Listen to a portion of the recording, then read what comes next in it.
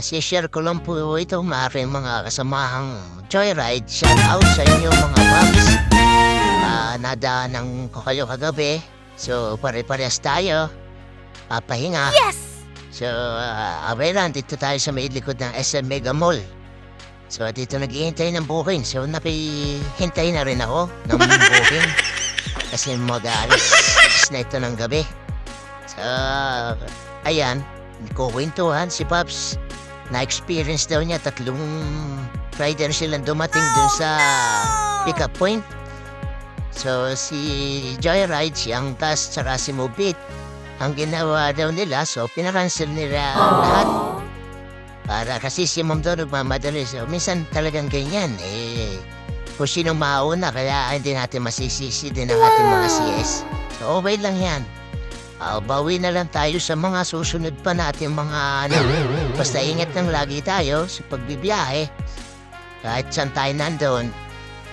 Yeah, sabi ko nga sa inyo. I-share ko ito sa inyo para mapanood nyo rin.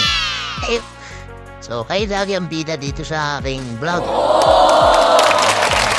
Kaya sana mas marami pang followers tayo para mas madaming panood.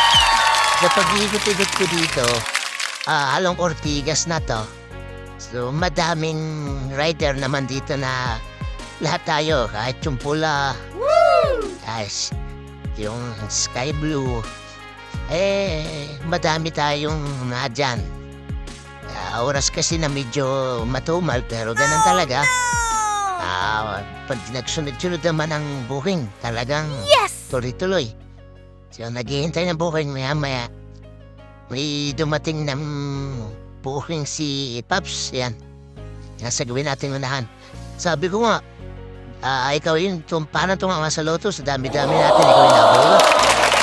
Ayan si Mama, shoutout kayo sa iyo, Ma'am. Yun ang pasaya rin ni Pops. Hindi natin alam kung saan pupunta.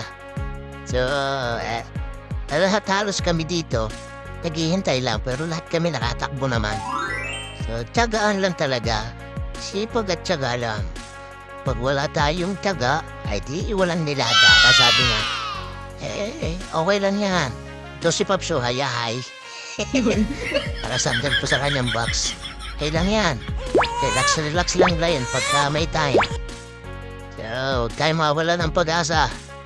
Sa mga kasamahan kong rider, mga nakakapanood nito, salamat sa inyo. Pag narito nyo, busina lang. Ganyan tayo. Ayan, si Pops naman ang pumalit. So, salamat, babush!